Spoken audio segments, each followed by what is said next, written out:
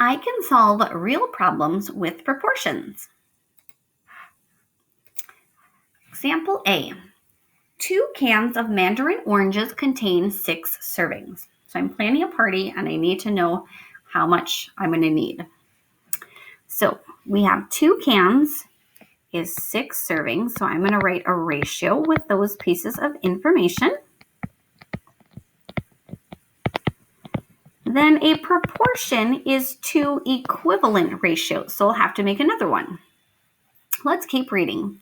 How many cans do I need to have for a total of 30 servings? Well, we'll add 30 servings. Servings is on the bottom of the first ratio, so servings has to stay on the bottom of this next ratio. And then we need to figure out what number is here. How many cans do we need? All right, let's look at our smallest number. We're going to see if we can multiply it by something to make the number across from it or the number above or below it. So in this case, we could go down this way. 2 times what number is 6? 2, 4, 6. 3. So we can also multiply by 3 over here. We always have to do the same thing to both sides, whether that's the left and right or top and bottom.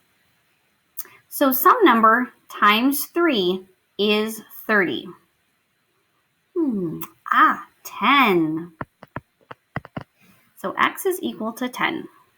We could have also gone across this way and done 6 times what number is 30, which is 5. And if we did the same thing on the top, 2 times 5 is also 10. So we have more than one way to get that answer. Let's try another. 10 inches of snow melts down to 1 inch of water. Let's write a ratio.